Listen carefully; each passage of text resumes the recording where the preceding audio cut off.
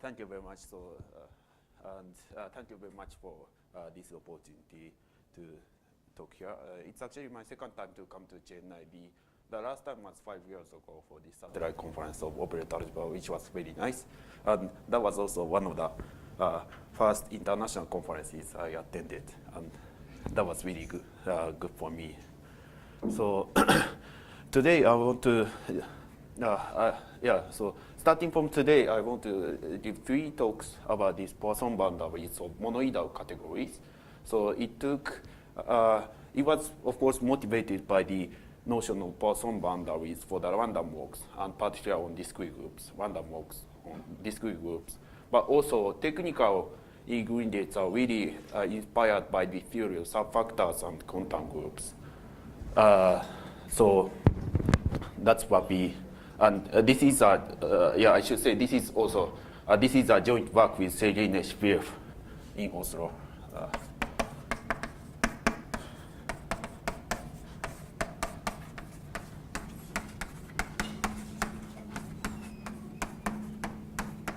So let me start with the motivation, the classical theory of Poisson boundaries and these classical random walks on groups.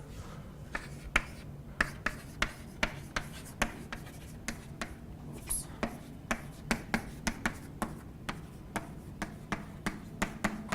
So my group is, well, for most of the time it's discrete group, but just for the sake of explanation, let me start with locally compact groups. So because it has good analogy with the theory of harmonic functions on the disk this way. So let's say this is a second countable locally compact group.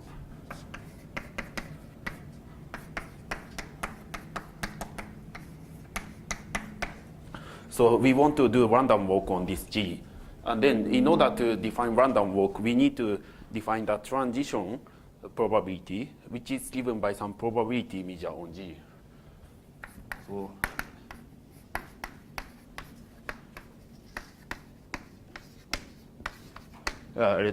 of course, we want to assume that this is this is in the same class as the Haar measure of G. So fixing such mu probability measure, then we can define what's called Markov operator, which is really important in the ODE's harmonic analysis on G. So the Markov operator. So I call it P mu because it depends on mu also. So it's acting on the function space of G. So I want to define the f is a function on G, and then I want to define the effect. So to calculate the value at G, I do this integral. So this formula makes sense on many function spaces. For example, on the L infinity, or on the L2 for the right Haar measure.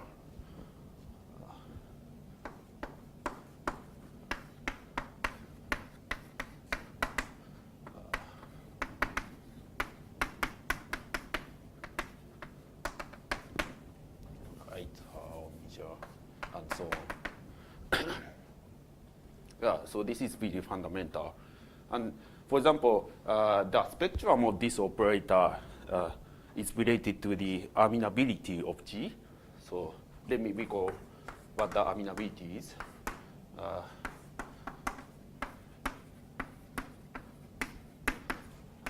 G is amenable if we can find a sequence of vectors in this L2 which is almost invariant.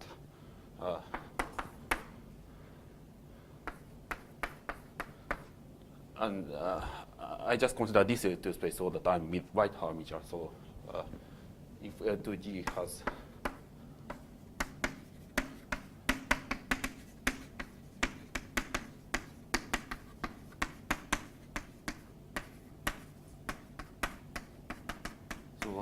it's a sequence of vectors in L2, and the almost invariance means this rho G. So that's right translation acting on the L2 vectors.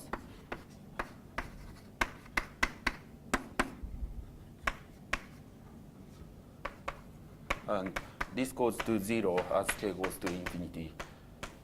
And then, so it's uniform on G in this variable for any compact set. Unit vectors? Sorry? Unit vectors, right? Oh, yeah, sorry. Yeah, true. Yes. Thank you. So, and this convergence is uniform on any compact set.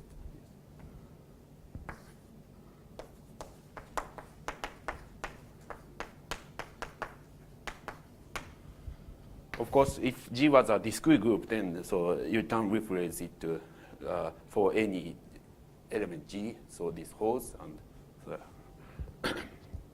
so and the immediate thing you can see from this definition is if you can find this kind of invariant vector, then this Markov operator has norm 1.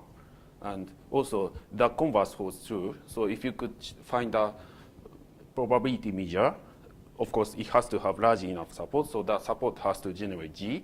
And if the operator norm of this P mu on the L2 was 1, then it is amenable. So this is if and only if for any measure mu or for some measure mu, that's the same thing.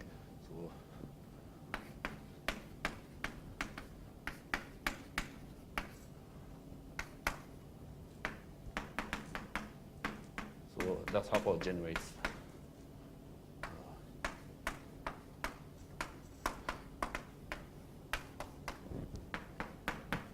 the operator norm of this, so it's acting on L2, this one.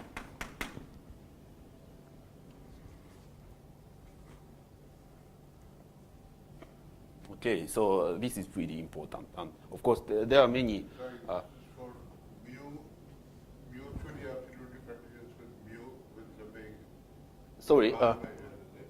Yeah. Yeah, so the support of mu is large enough, so generating G. And if G was amenable, then you can find a mu whose support is entire G, for example. So, Support will be support generating by G. If the set is mismatched, yeah, so this is just a subset of G.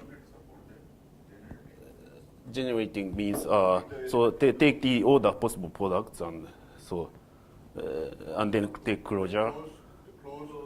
Yeah, so, yeah, closed subgroup generated by this is G. Yeah.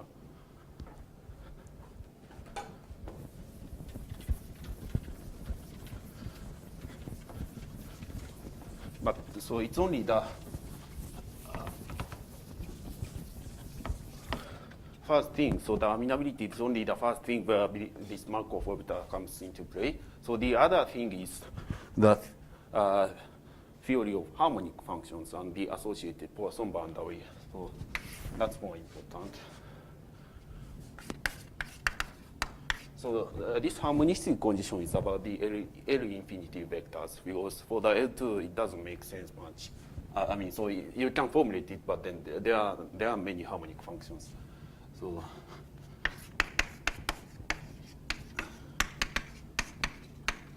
and this notion depends on the choice of mu. So we say that the L infinity function is mu harmonic if it's fixed by this Markov operator. So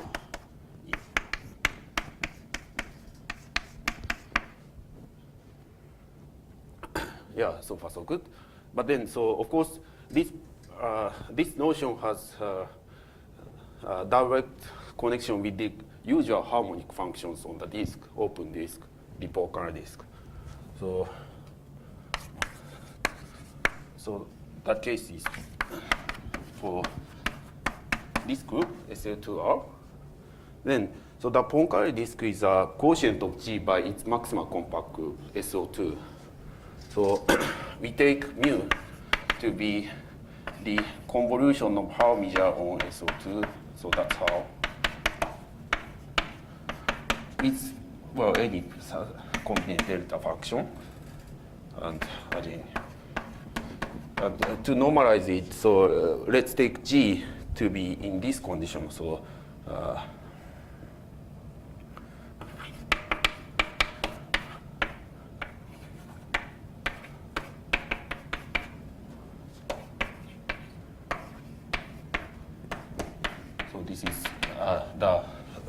natural action on the Poincare disk.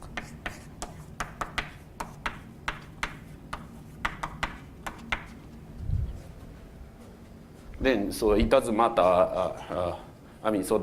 You get the same thing as long as G satisfies this normalization condition. And with this mu, the mu harmonic functions are basically the pullbacks of harmonic functions on this D.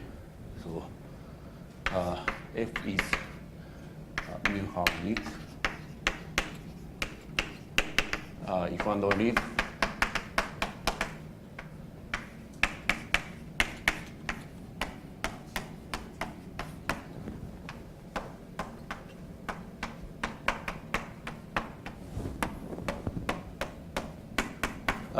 it is a pullback of harmonic function by pulling back by this action. Yeah, so this has direct connection. But then, so if you look at this system of harmonic functions on the Poincare disk, so they actually represent some definite geometric object, which is the boundary of this open disk. So the cracker. Excuse me. Yeah. Can you please explain what you mean by pullback? Pullback is so you have a map from G to D by sending the element goes to I use the origin to define this map. And the harmonic functions are precisely described by the value on the boundary. So This map itself, you can say harmonic map. This map that is pullback map. You always take harmonic function, harmonic function. so harmonic functions in the usual sense on D to mu harmonic functions for this, yeah. Not your example or just a general fact that you take in harmonic function, the pullback will be harmonic function. Yeah, so the pullback is some function on G, SL2R. So on the SL2R, so when I say something is harmonic, I'm talking about this mu and and this condition. Then they precisely correspond.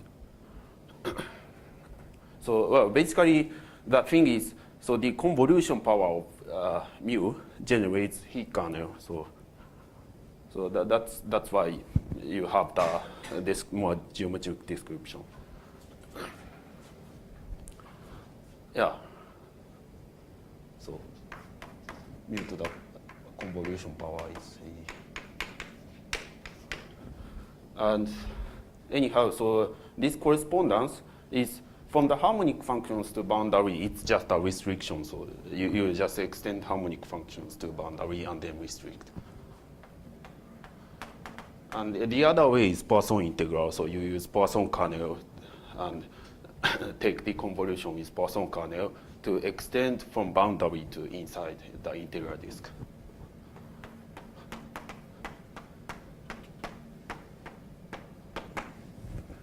Yeah, anyhow, so we have this one-to-one correspondence as a linear space.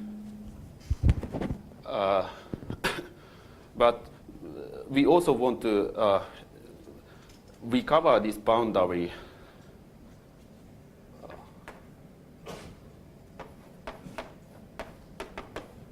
by some procedure. So how do you do this? So what you can do is to define an associative product on the space of harmonic functions so it actually corresponds to pointwise multiplication here on the boundary. So if you had two harmonic functions,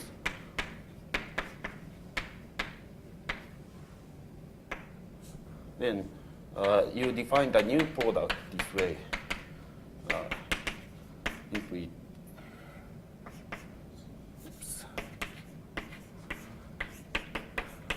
first you take the usual product, but then it's not harmonic anymore. So that's really the intricate thing about the harmonic functions. So if you take the usual product, it's not harmonic anymore. But then you just start to apply this Markov operator over and over. So afterwards, this is actually harmonic. I mean, so if this makes sense, then you can believe that this is harmonic because. F1, F2 be positive. Sorry? No, just I'm confusing myself. Yeah, so yeah, P mu is completely positive. Yeah, P mu is completely positive because so it's probability measure and it's just integration. F1, if there is no restriction on F1, for any F1, F2, you are defining this relation. Well, yeah, for the harmonic functions, yes, yeah. So for the L infinity harmonic functions, You're saying if I just take F1 and F2 as a harmonic function, yeah, then F star, then how you are limiting limit will give you a harmonic function. yeah. So I mean, so if this limit made sense, then it is harmonic. Harmonic function for this Markov map. Yeah, yeah, yeah. So I guess. Yeah. So this is for mu harmonic functions. Sorry. Yeah. So I'm so defining this on the G, but which actually correspond to harmonic functions on the disk, and so and this limit exists, which isn't maybe obvious from the definition, but it does. Yes. And this is also associative, so that's the point. So you get a new associative product on this space of harmonic functions. So there should be some spectrum, which is this boundary. So this F1, F2 product is a harmonic function. What kind of function it is? Well, so you just take pointwise multiplication on the boundary and then come back to Poisson, come back using Poisson boundary. What is the property that you will have for F1 and F2? So just harmonic, yeah, mu harmonic, that's all. No, I'm not saying F1, F2 convolution. I'm just taking F1, F1, if you take the function F1 multiplied by F2, what property you have for this multiplicative function? For two. For this one, the product of two harmonic functions. Well, you cannot say anything. I don't think so. Maybe it might have some property. No, you have some intuitive argument why it is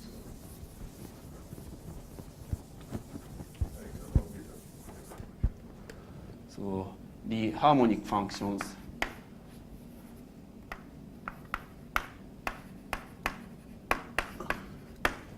with this new product is the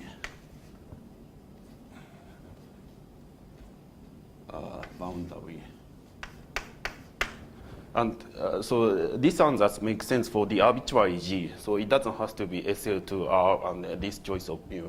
So we can define the Poisson boundary for arbitrary G and mu by this scheme. So Furstenberg. So from G and mu as before, so you just do this and that.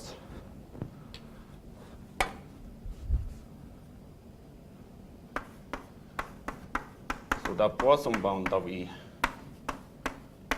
of G with mu. So, well, defines and characterize by mu harmonic functions. So.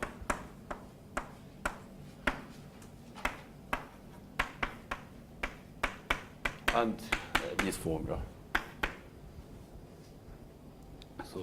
So that this is L infinity of Poisson boundary.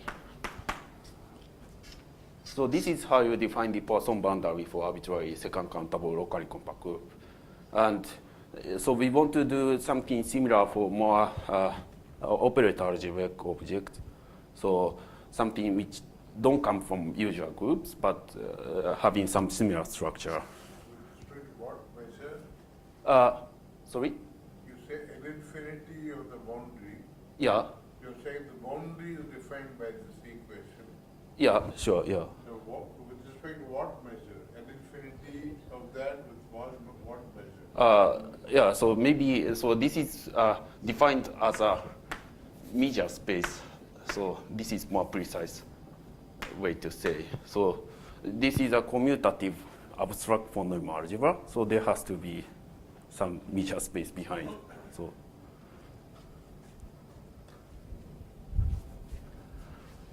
of course, I mean, so you can only determine the class of nu this way. So.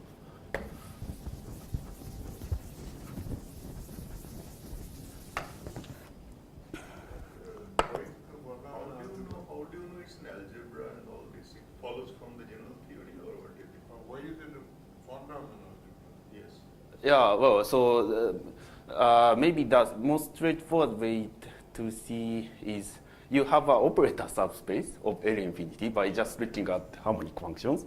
And then, so what we are doing is the Choi-Efros product for the completely positive map, P mu. And so by the general theory of Choi-Efros, you do get another von Neumann algebra. So that's the most sort of quickest explanation you can give to operator algebras. So. You didn't answer what your question. So in general you can see is algebra or not? Yeah, so by Choi and Efros result, so it's guaranteed that you get a von Neumann algebra.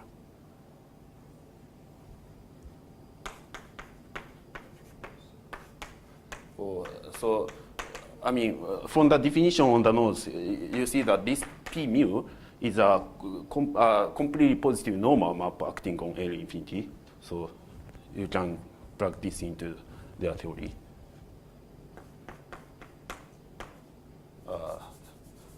CP normal.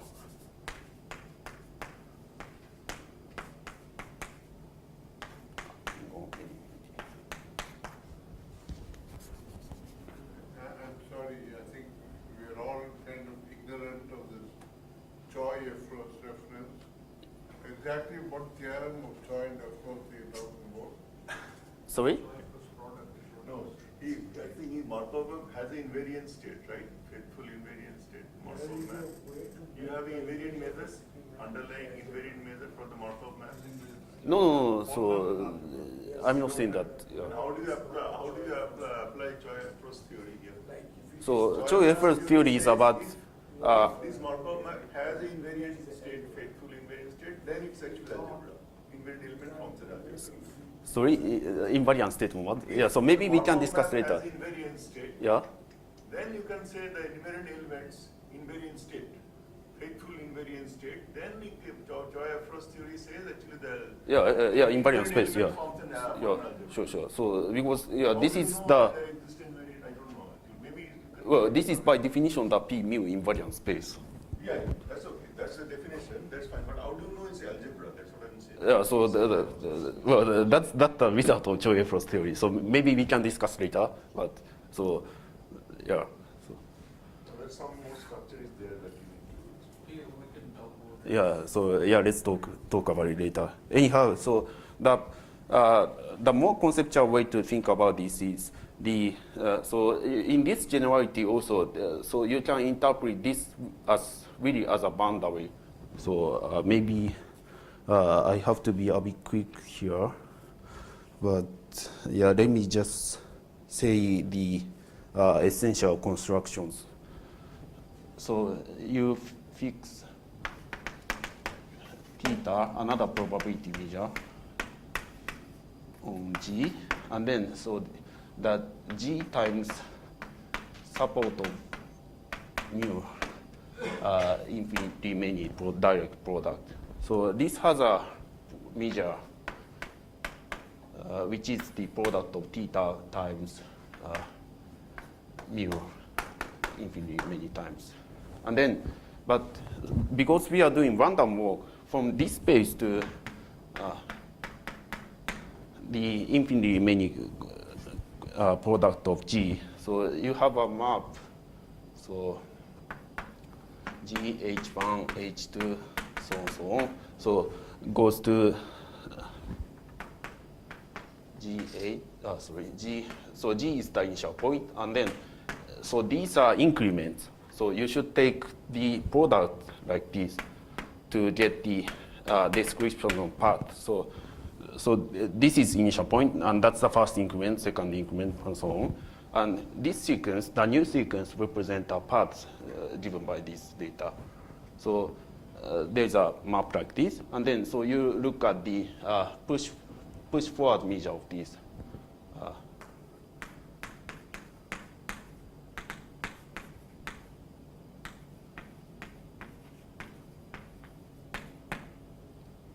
Call it new Yeah, so this is different from this new. But anyhow, so this path space has this probability measure nu.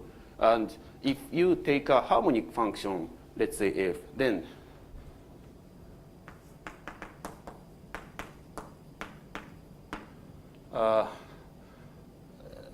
you can try to look at this kind of sequence. So GI. So this converges almost everywhere on this path space for this push forward measure. So in other words, so you look at this kind of sequence, and then it almost it converges almost always. So. What is delta mu g? What is delta mu g? Delta mu g. On the left side of the second. That's theta, Here it is, Poisson which is boundary. Definition of the Poisson boundary. No, that's a On delta. here, yeah. So I'm just defining. So this is a commutative von Neumann algebra. So there has to be some measure space, Yeah. and so I'm defining the boundary by this ansatz. So this converges almost everywhere.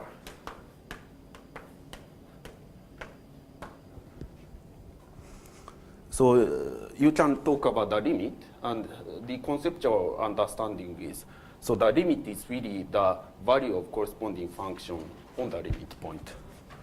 So limit fgi. So you interpret this as the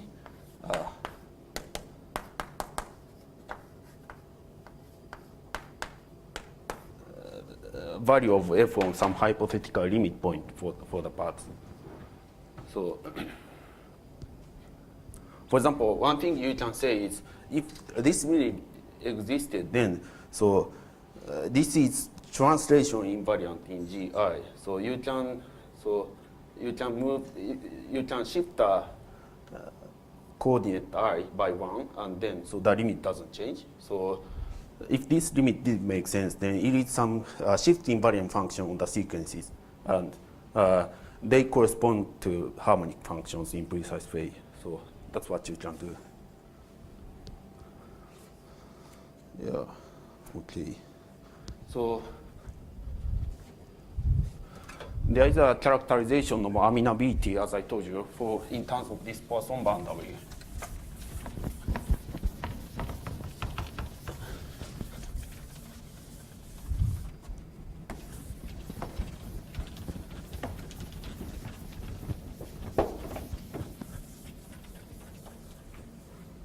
Which is what we are really trying to generalize. So this is a combination of results by Furstenberg and Kajmanovic, Bershik, and Rosenblatt. So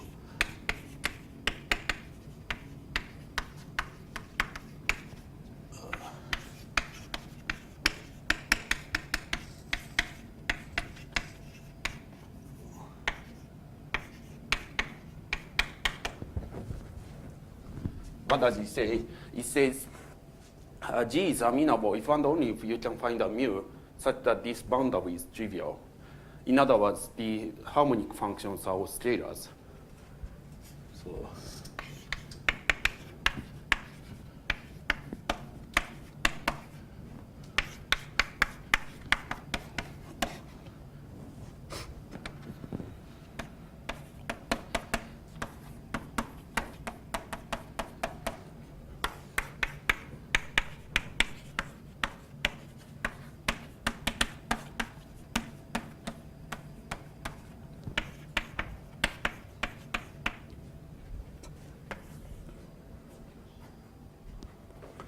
So somehow, in a very indirect way, so this Poisson boundary still captures the amenability.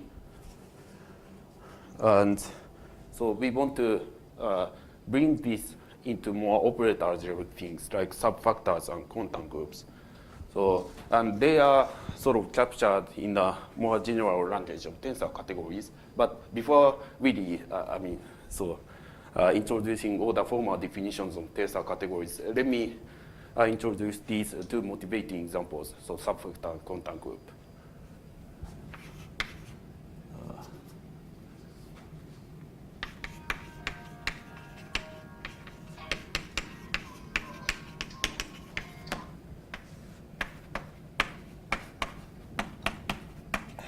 So I'll come to the precise definition of tensor categories in the operator algebraic framework later, probably tomorrow. But so these two subfactors and contact group are very general already. So you can reproduce most of the tensor categories. So the subfactors are about the inclusion of factors. So for Neumann algebra with trivial center. And I want to focus on the 2-1 algebra, so the von Neumann algebra with traces, inclusion.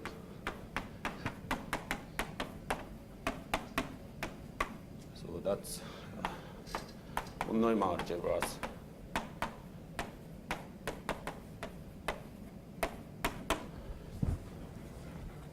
And then, starting from this inclusion, there is something called Jones construction, Jones basic construction.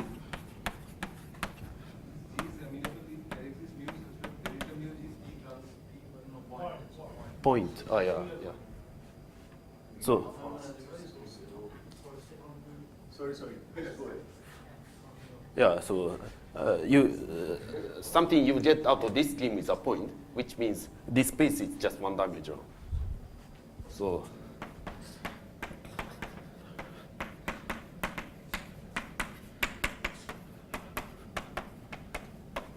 At the algebraic level, you can just take a formal algebra generated by this larger one and another symbol En, satisfying En x En is the conditional expectation of larger or smaller. So this way you get the algebra, and in many cases this is already a von Neumann algebra. And Times En. sorry. The right side must be multiplied by En. Oh yeah, sorry, yeah. I'm mixing up your. So yes, yeah. So for example, if M was finally generated over N has a left module or right module, then so this is another factor. So this is M as a left N module.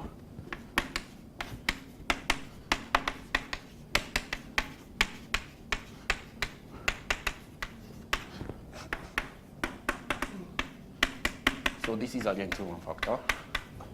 And this is very nice symmetric construction. So you can iterate the construction again and again. And so that gives you Jones tower. But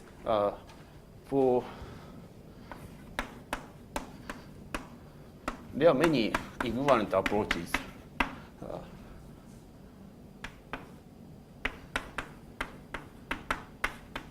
To classify the such inclusions, at least when the algebras are hyperfinite 2-1 factors. But the most important thing is looking at this iterated construction of this Jones basic construction. So either you do this repeatedly, or you can do a bit differently, but basically in the same way. So instead you dig tunnel. So this formula gives you a larger and larger algebra, but instead you want to dig to smaller and smaller algebras.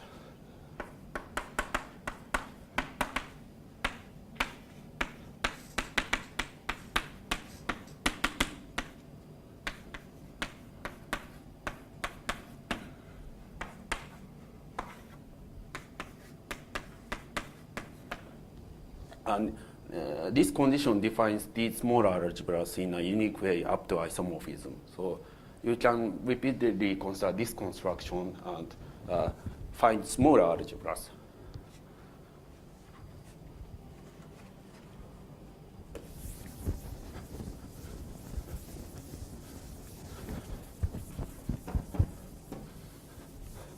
of course, these are all for normal algebras, 2-1 factors, so these are all infinite dimensional. But if you take the relative commutant of something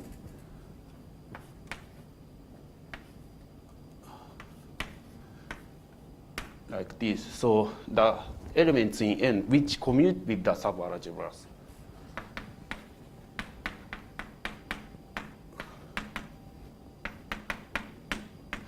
So this is a finite dimensional C-star algebra. So it is much more easy to handle.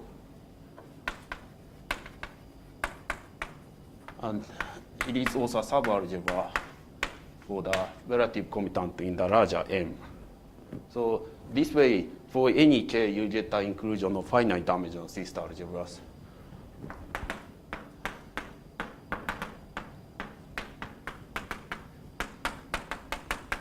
In other words, it's just the direct sum of matrix algebras. So, but the way they are interrelated are very complicated, and so it can have many informations. So, yeah, okay. And so if you take the limit of these constructions,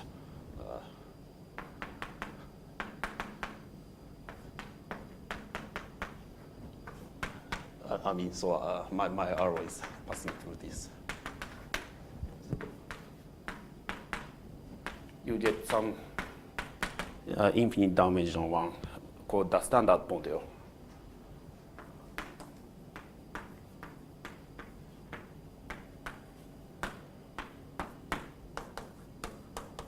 So by construction, this one is hyperfinite algebra, because it's a union of finite dimensional C-star algebras.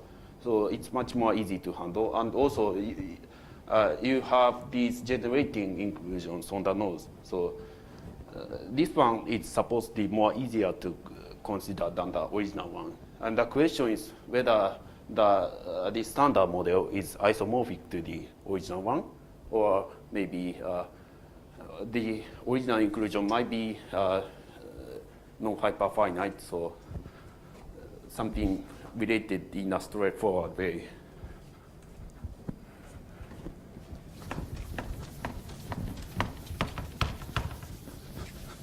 And here, so I'm being a bit ambiguous, but Popper's classification wizard says if these inclusions of relative commutantes have some kind of amenability property and ergodicity property. So they are some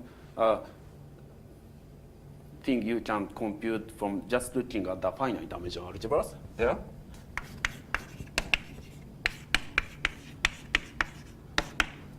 So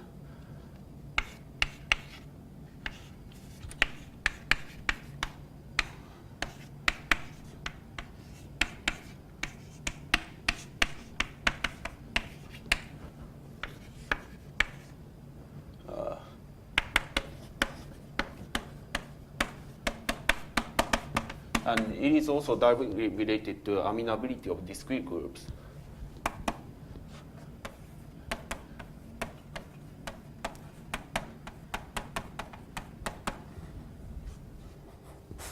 Then this inclusion we started with is actually isomorphic to the standard model times M. So of course, in the general situation, so these algebras could be non-hyperfinite. But if these original algebras were hyperfinite, then you can also remove this factor. So the right-hand side is something easy to compute. And so this is really a great achievement in the subfactor theory. But so what are these finite dimensional algebras? So there is actually a bit more conceptual way to understand it.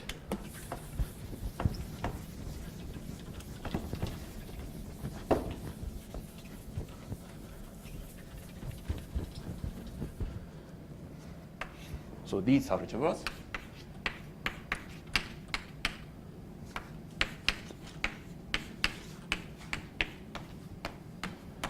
so they are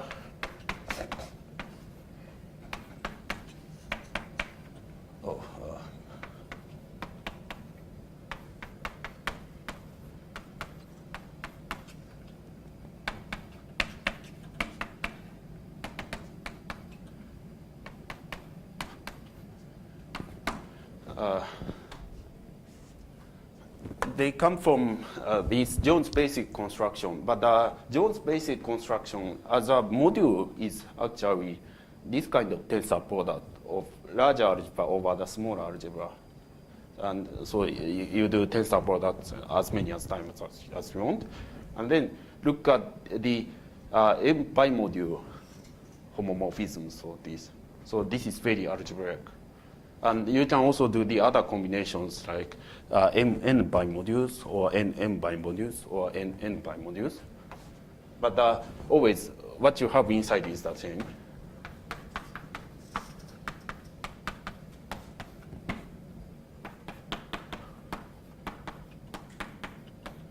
And depending on the probability of K, so you get one of these four systems. So the important message is, so these finite dimensional algebras actually come from this kind of abstract operation, taking tensor product over N. So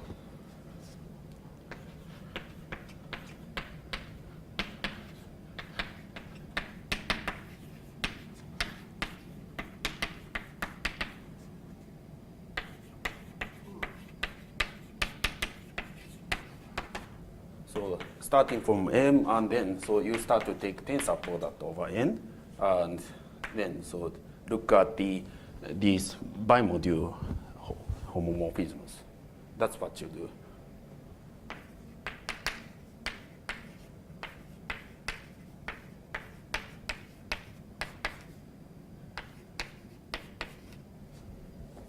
So this is where so you. This is where you start to have this notion of tensor categories, because you can do these tensor product operations and then talk about the particular homomorphisms preserving the structure.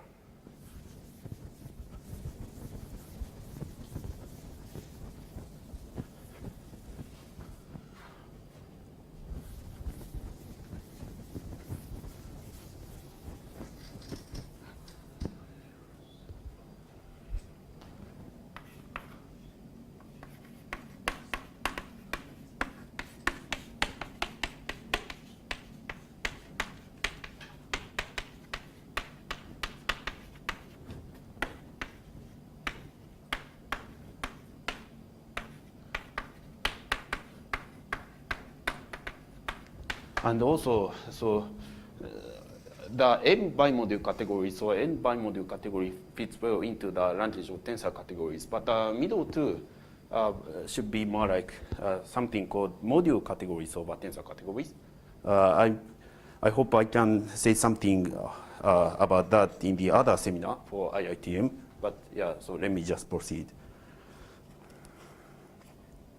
Okay, so this is the sort of the first instance where the people had the structure of tensor categories in operator algebra. So the other thing is the quantum group, which also gives you this kind of tensor category.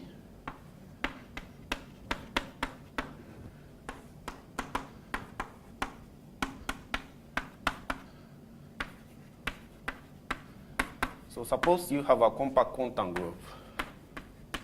And there are many ways to define what a compact quantum group is. So one way is to talk about the algebra of hypothetical functions on G, because when you say G is a quantum group, it's not that so you have a particular group G, so it doesn't make sense as a topological space, but you only talk about the system of algebras on G, which might be non-commutative. So.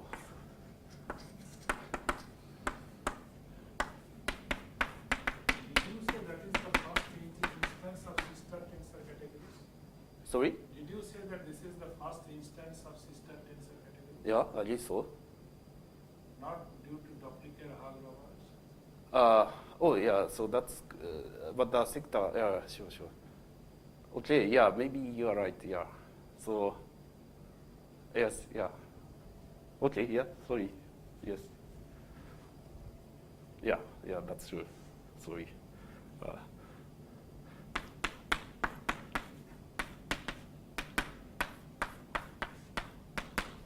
So you just axiomatize what happens for the function algebra on the usual compact groups, and then remove the commutativity assumption. So that way you get the notion of compact quantum group.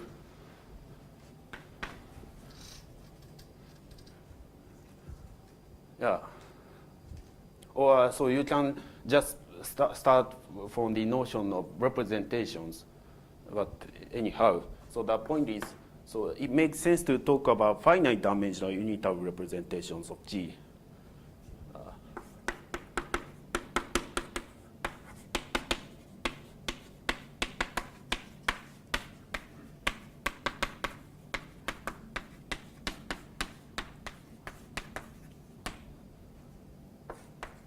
And they form a C-star tensor category. So again, you can take tensor product of two things and also talk about the morphisms or intertwiners in the representation category.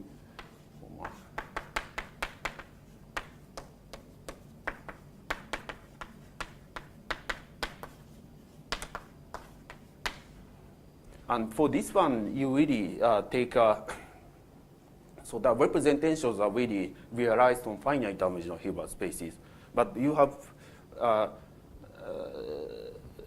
not all the linear maps are intertwined. So you just take some subspace of linear maps as the intertwiners for G, and then just look at these particular intertwiners. So this way you can have really non-trivial structure.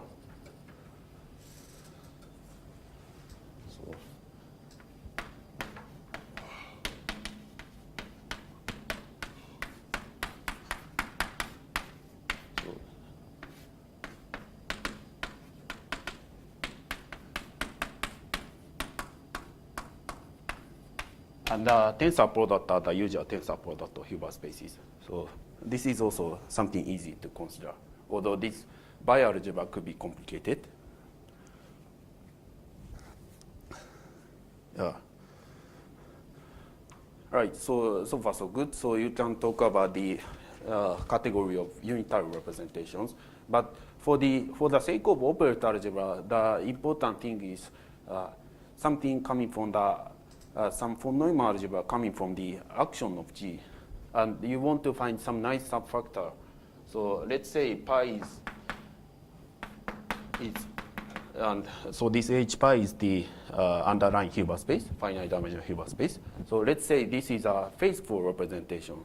So in other words, so starting from this, and you can recover this original bialgebra.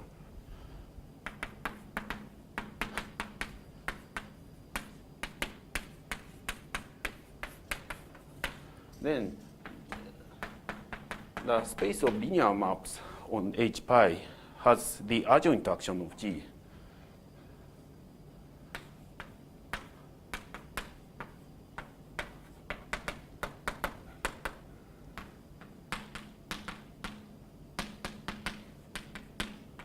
And for this adjoint action, there is an invariant state.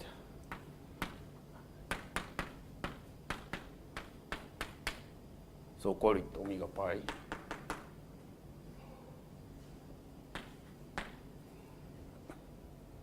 So this is only a matrix algebra. So this one might be this one might look trivial, but once you start to take tensor product and look at the von Neumann algebraic completion for this omega pi, the product of omega pi, this is highly non-trivial. So.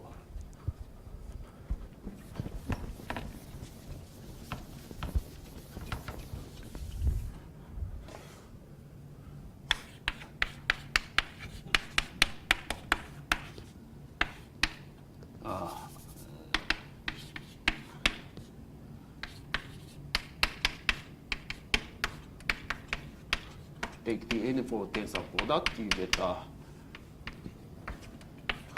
something similar. And if you take the limit of this system as a von Neumann algebra, then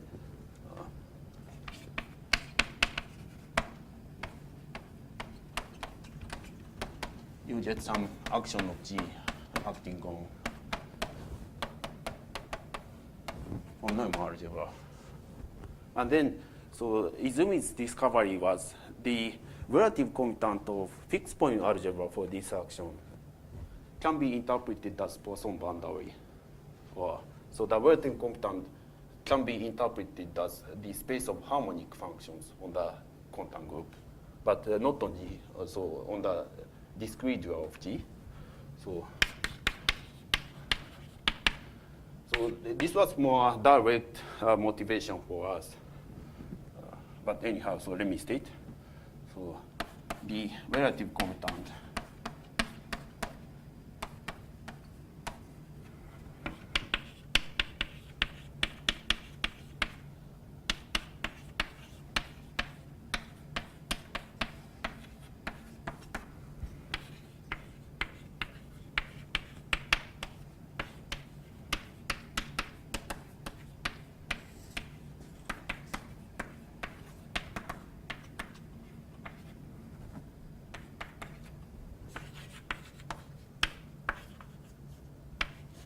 So the easiest way to conceive this dual discrete contant group is to think of this function algebra on G as the convolution algebra of G hat.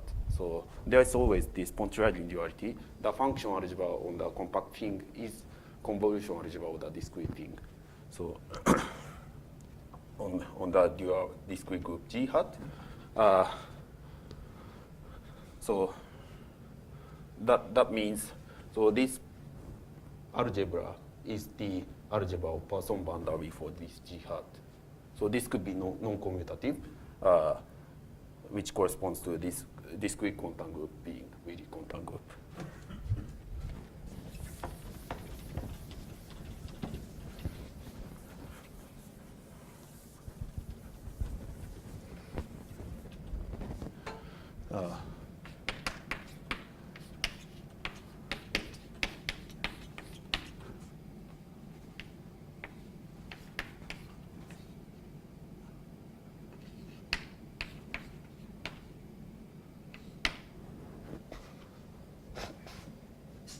So, and precisely, the precise meaning of these harmonic functions is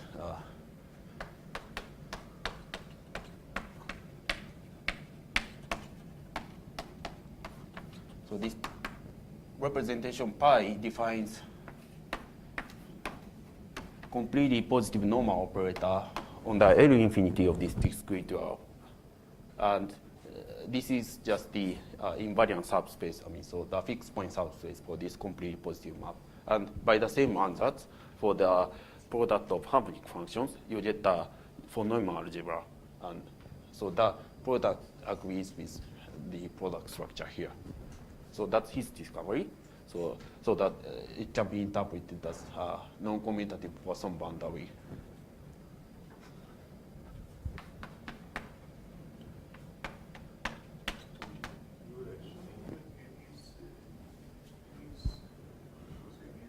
N is the limit of these adjoint actions. You are not assuming it has a trace. No, it's not going to be a trace. So it's only tracer on the intertwiners. And But you are playing the same algebra, some sense. You're looking at the invariant element and the relative component. yeah, so you look at the x's in L infinity, which is fixed by this p pi. That you are interpreting as a moment. And the new product is the same, so take the limit.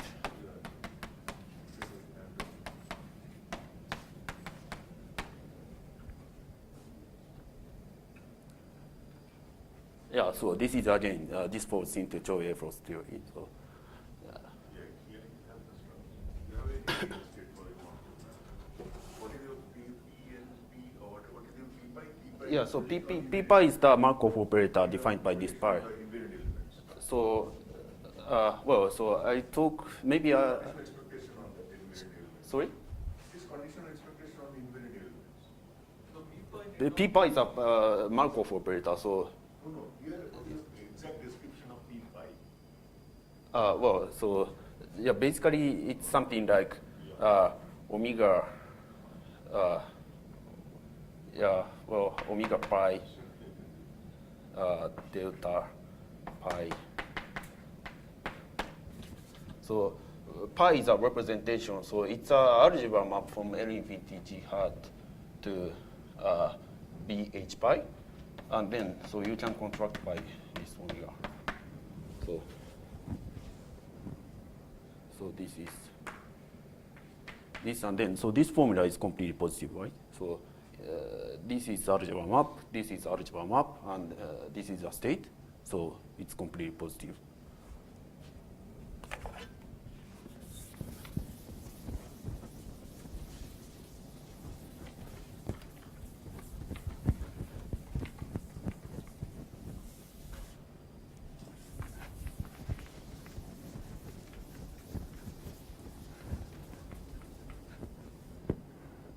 Okay, so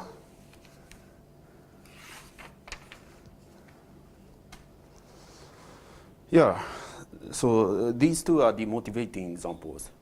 And so we want to generalize these to arbitrary tensor categories. Of course, generalization is sort of motivation on its own, but also we want to connect so these two theories, the theory of content groups and subfactors. And so there are things which you naturally expect from one theory, and then so you can, once you have rigorous correspondence, then you can look at the corresponding question in the other category, so in the other framework, and get something new. Or sometimes you might need to prove something hard, but so at the end of the day, what you'd expect is clear, at least from these two different frameworks. Excuse me, in this case, when is the relative coefficient, when is NG prime a factor? This one, N is a factor by construction. And NG prime, yeah, so so whether this relative commutant is a factor is already a non-trivial question. So I think the factoriality of this fixed point algebra is not so easy. So yeah, the thing is, so this is some direct product of Hilbert spaces, and for all the reducible representations of G. So this is a convenient way to realize this algebra. And then inside this, so there is classical random walk, which is, well, L infinity of these label sets. So if you just take scalars at each direct product, then you get the usual L infinity function on the reducible classes. And so ergodicity of random walk defined by this on the reducibles might be easy to see. So this is the usual random walk on some set. So if this wasn't ergodic, then there's no chance that this is a factor. But if this is a ergodic thing, so there might be something coming from the non-scalar things, and it's rather hard to compute actually. So there is some conjectural statement that if the classical part was ergodic, then this is factor. So that's just a conjectural statement by Tomatsu, but still there's no proof, so it's hard to tell. Anyhow, so the overall goal of our work is to understand more conceptually this Poisson boundary for tensor categories. So, first, the goals. So we want to understand random walks.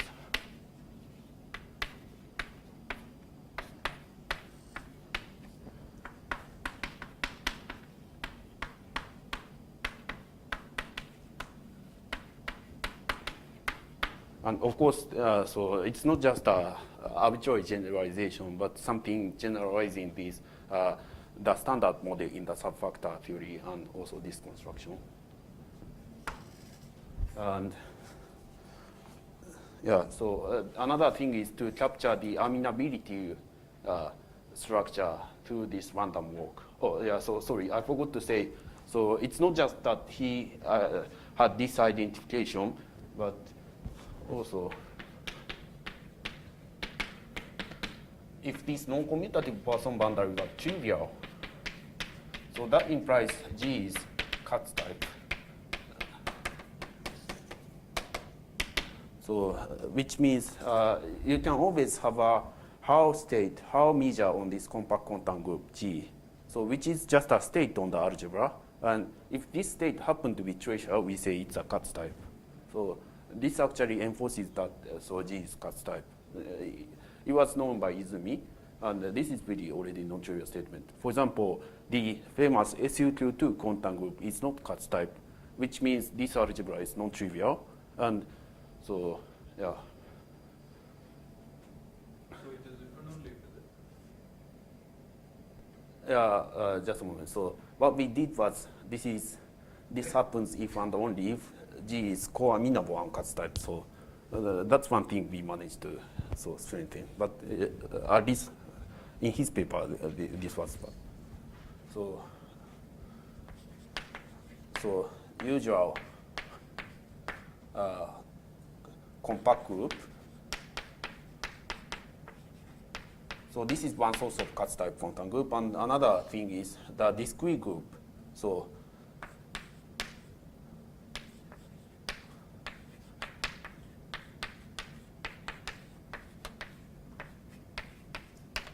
as I told you, so there's always punctuality duality. So if you start from something discrete, then the punctuality duality is compact. So in other words, so taking discrete group gamma, and you look at the convolution algebra of gamma, and think of it as a function algebra of some quantum groups.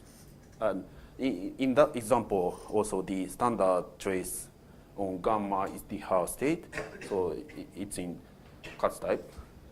But so the Katz type are like this. And then, so he already had the conjecture that there should be also amenability of G if this holds. So, and the amenability corresponds to this gamma being amenable in this case. So, capture.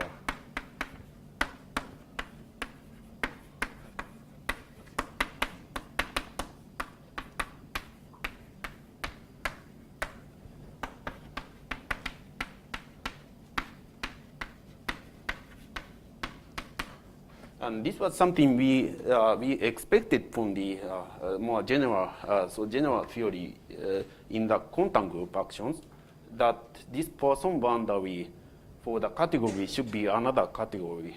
So that was something we expected from quantum group.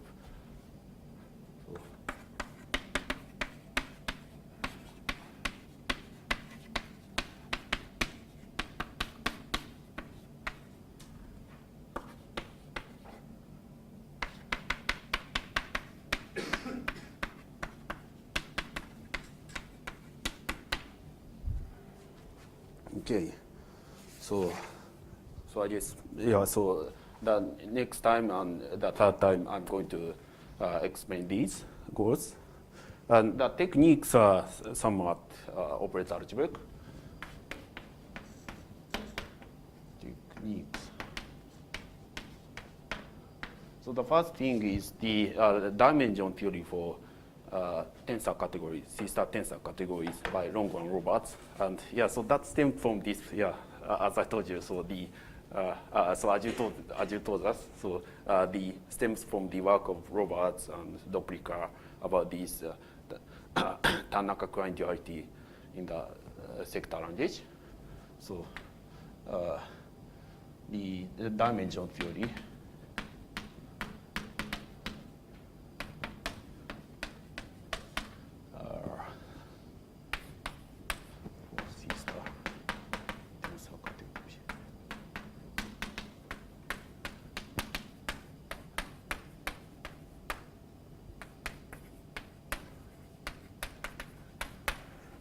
And the amenability part was, so we need to extend the work of Pimsner and Popper about the relative entropy.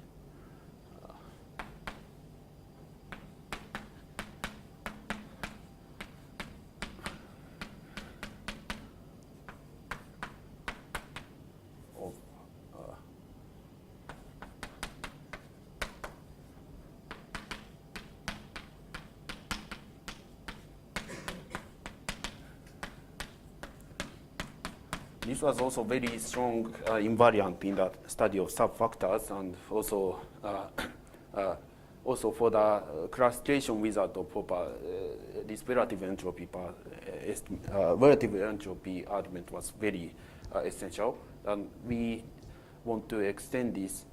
He was only considering the tracer case, but we want to extend this to the states on C-star algebras.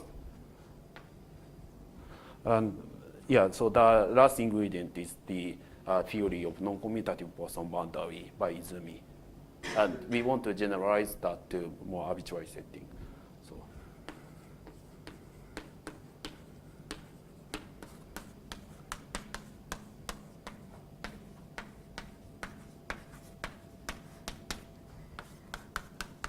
It's by Izumi, and I should also mention Tomatsu.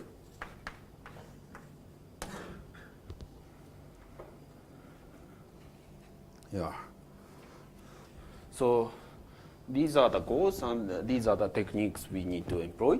And then the applications, so we have several applications to both to compact quantum groups and subfactors.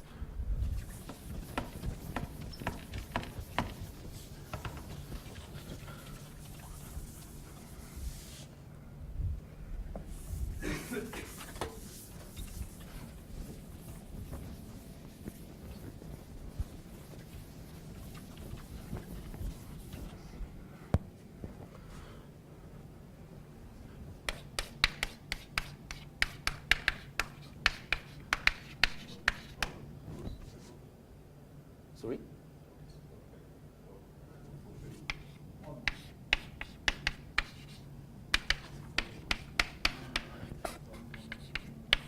So the first thing is about this triviality of Poisson boundary for quantum groups.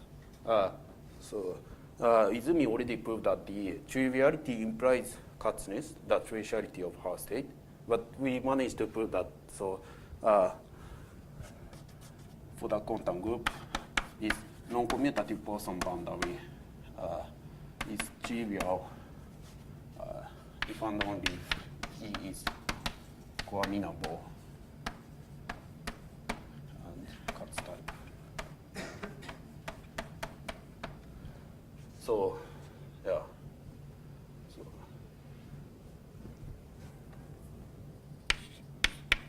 and for the quantum group, you can say a bit more about the non-Katz case, like SU22 or SU2N, which correspond to, for the case of SU22, that corresponds to temporary Lie category in the subfactor theory. So this is about the Katz type and non-Katz type. So in general, more generally, so you have this.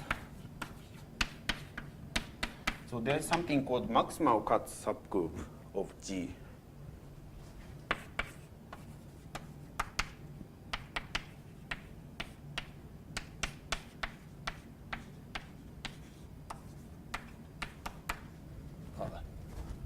But if G is combinable. And also, as a very particular case of this coamenable Katz type, coamenable quantum group, and using this argument, we obtain a classification of some series of quantum groups. So.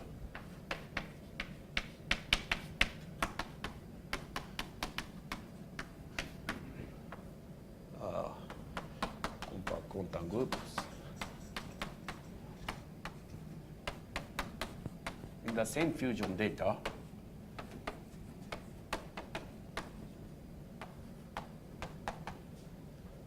as SU, and yeah, so I'm a bit being ambiguous. So this means decomposition of tensor product first.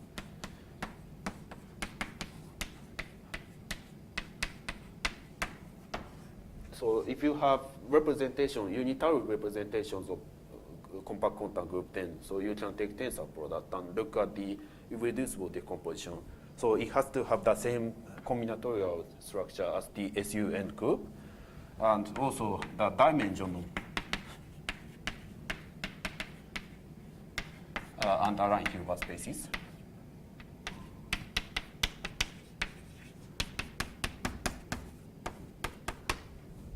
So for the representation of SUN, so there is really nice combinatorial formula to calculate the underlying Hilbert space for any given representation. And so at least the Hilbert space should have the same dimension. So not just the way so the tensor product decompose. But if you fix these two data, then for the non-cuts case, you know what the possible quantum groups are completely. So for example, the very famous example is the SU2N quantum group, but there are a bit more other examples, and we managed to classify all the possibles.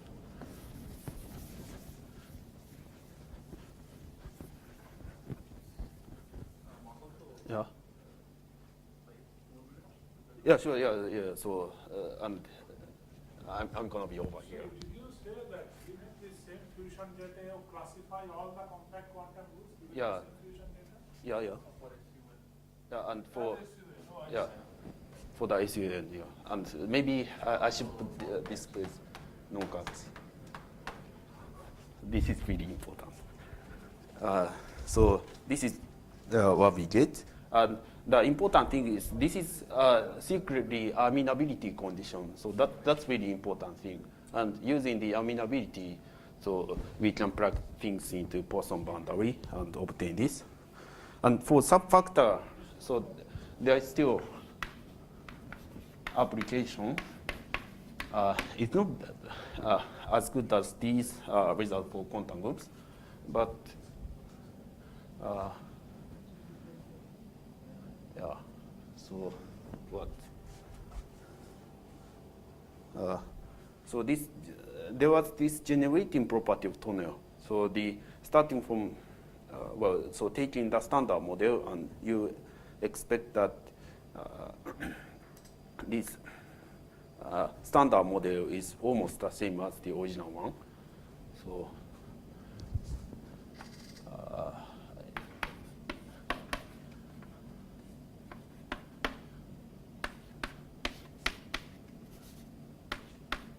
and standard model is another inclusion. So you can again do the same business and see if this operation stabilizes. So this happens if and only if the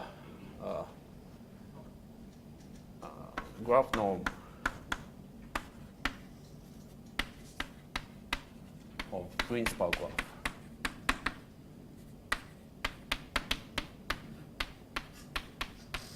is the square of minimal index.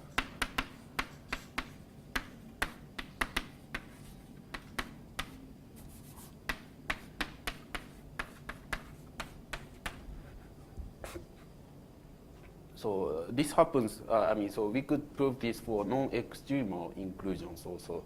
So for the extremal inclusion, what's called extremal inclusion, this was already done by Popper, and this is really the important step for his classification. But for the non-extremal one, somehow that was missing in his paper. So one implication was missing from this to this, I think. But we managed to complete the cycle. So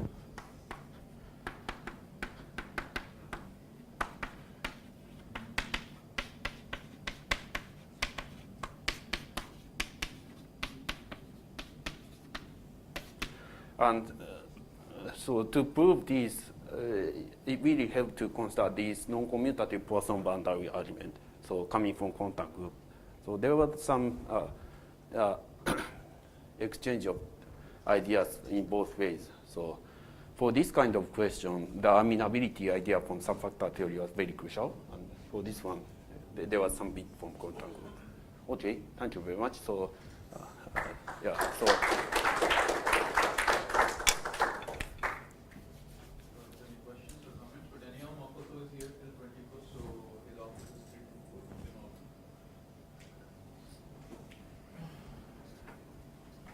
Thank you. Yeah, thank you very much.